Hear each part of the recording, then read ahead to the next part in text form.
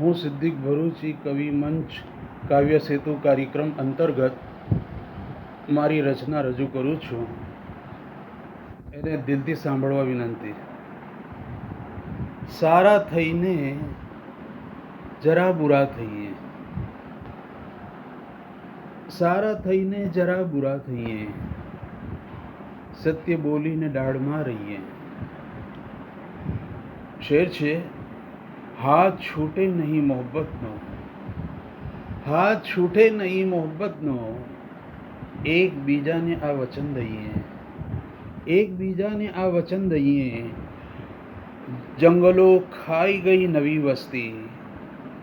નવો શેર છે, જંગલો ખાઈ ગઈ નવી વસ્તી, પંખીઓને ફિકર કે ક્યાં જઈએ.